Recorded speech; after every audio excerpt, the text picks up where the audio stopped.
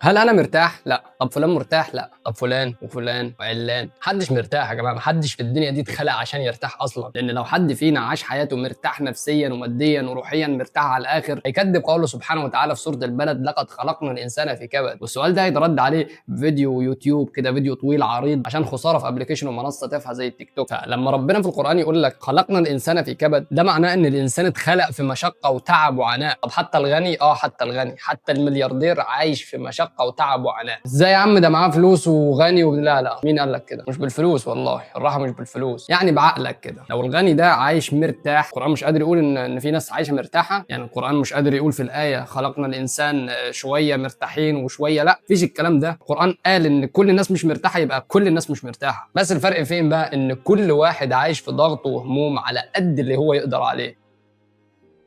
نرجع نجاوب على سؤال هل انا عايش مرتاح، بس خليني في البدايه احكي لك تفاصيل يومي وانت بعدها قرر هل انا عايش مرتاح ولا لا. انا واحد بصحى كل يوم الصبح، بفطر مع مراتي، بطلع الشغل، برجع من الشغل المغرب، بتغدى مع مراتي، برجع للشغل لحد الساعه 12 وبعدها بروح البيت عشان ابدا امسك لابي وتليفوني ومعدات التصوير، ابدا اكتب واصور واعمل الفيديوهات اللي انت بتشوفها دي لحد ما بنام وبصحى تاني يوم اكرر اليوم الممل. نرجع لسؤالك بقى، بس المره دي هرد عليك بسؤال: هل قصدك ان انا مرتاح ماديا؟ يعني هل قصدك ان انا يعني معايا فلوس اللي انا عايزه بجيبه؟ لو ده قصدك فاحب ابشرك، يعني لا، انا مش مرتاح ماديا، واوقات بقعد يومين ثلاثه مش بشتغل، بس عادي مكمل في حياتي وعايشها، وبرجع مخنوق ان مفيش شغل، بس برضه بفتح لابي وبكتب وبصور فيديوهاتي، لاني مش مضطر اصلا ان انا احكي لك قصه حياتي واشكي لك همومي. انا مش مضطر ان انا كل يوم اطلع في فيديو مثلا اقول يا جماعه معلش انا مش هعمل الفيديو ده لان انا مخنوق وما اشتغلتش النهارده، وانت في نفس الوقت مش مهتم بحياتي وهمومها لان انت عندك همومك ومشاكلك. بقول لك حاجه ممكن تصدمك: انت ممكن وانت بتقلب كده تشوف فيديو ليا تقول يا بص الواد الفايق الرايق الفاضي اللي مش شايل هم حاجه، بص يا عم بيعمل فيديوهات وبيروح كل يوم الشغل ومتجوز وحياته مستقره، وتلاقيه بيعمل فلوس قد كده. ولو بصيت للفلوس اللي معاك دلوقتي والفلوس اللي معايا دلوقتي هتلاقيك اغنى مني. مش معاك فلوس اكتر مني، لا، هتلاقيك اغنى مني، لاني ممكن يعني اقعد يومين ثلاثه اسبوع جيبي ما فيهوش غير 200 او 300 جنيه، وانا ورايا بيت ملزوم ان انا اصرف عليه واجيب اكل مناسبات بقى وزيارات ومصاريف كليه ودنيا. ولو مفكر ان الفيديوهات اللي بعملها دي رفاهيه ولا انتخى تكون غلطان. انا بقالي اكتر من 10 سنين بحاول اقدم محتوى، وكل محتوى بقدمه يا اما بفشل فيه يا اما بحسه ملوش فايده فكنسله. ولو جيت مكاني مره واحده بس قعدت ساعات بتكتب وتصور وبتعمل مونتاج وفي الاخر ما تلاقيش اي مقابل، ولا اي مقابل يعني، ولا مشاهدات ولا مقابل مادي ولا اي حاجه ولا حد بيتفرج عليك اصلا، هتقول يا عم ايه الخرا اللي انا عايش فيه ده؟ انا شاغل بالي ليه؟ ما اللي يعرف يعرف واللي مش عايز يعرف عنه ما عرف. ليه؟ لانك هتبص للناس المشهوره اللي بتقدم محتوى تافه وبتكسب ملايين، وانت اللي بتقدم محتوى هادف ما بتجيبش لايك واحد. لايك واحد يوحد ربنا. وانا ما اكدبش عليك يعني بمر بنفس الاحساس ده كل يوم او يمكن كل ساعه. احساس ان انا عايز اعمل فلوس، احساس ان انا عايز اصرف، احساس ان انا عايز اعيش ما انتخ والفلوس هي اللي بتجيلي، احساس اني عايز اتشهر ومشاهدات بقى وفلوس زي الرز، احساس اي شاب في سني، لان ده طبيعي احس بيه لاني بشر وربنا خلقنا كلنا زي بعض. بس السبب الوحيد اللي مخليني انا اكمل زي ما انا وانت ممكن لو جربت مكاني تلف وترجع، اني فهمت معادله الحياه، ودي اللي هفهمها لك دلوقتي، وعايزك كل ما الشيطان يحاول معاك تفكره، لاني اوقات بتخنق وبزعل وباخد جنب وبتصعب عليا نفسي، بس برجع فوق لما اسال نفسي سؤال واحد، والسؤال ده لازم كل واحد فينا يساله لنفسه في كل زنقه بيتزنقها، في كل خنقه، في كل زعله، كل وقت صعب بيمر عليه. فبدل ما انت مخنوق وبتفكر في حاجات اصلا مش هتحل الموضوع، اسال نفسك هل رزقي مكتوب؟ يعني هل انا ممكن ربنا ينسى رزقي واموت جعان، او ممكن ربنا ينسى يبعت لي فلوس باي وسيله عشان ابني اللي تعبان في المستشفى؟ هل ممكن ده يحصل؟ ولا رزقك مكتوب من قبل ما ربنا يخلق الكون اصلا؟ رزقي مكتوب صح؟ طب رزقي مكتوب، انا ليه شايل الهم؟ انا ليه عايز اقوم اكسر الدنيا واشتغل مليون شغلانه واحاول هنا واشتغل هنا واذل نفسي لده؟ ليه ما اعملش اللي عليا واسيب الباقي على ربنا؟ اصل كل حاجه مكتوبه، عديتك وتفكيرك وهمك وغمك ده مش هيحل ولا هيغير المكتوب، والله ما هيغير حاجه غبي. افهم بقى، احنا نعمل اللي علينا ونحاول على قد ما نقدر بحيث ان احنا ولا نرخي ولا نقطع نفسنا. واحنا هنبقى احسن من الرسول عليه الصلاه والسلام ولا احسن من الصحابه؟ ده الرسول في مره يا صاحبي صحي الصبح عدى على 9 بيوت ما لقاش فيهم لقمه. انت فاهم يعني ايه واحد يجي لك البيت وانت ما عندكش كوبايه شاي تقدمها له؟ فانا ازعل ليه طالما كل حاجه مكتوبه وربنا كاتب رزق كل واحد بالظبط؟ فمشكلتك مش انك بتتعب، مشكلتك انك ناسي ان التعب ده جزء من الرحله، حاجه مكتوبه عليك، فمش محتاجه تفكير حتى. وانا اسف على الاطاله يعني، بس ايه،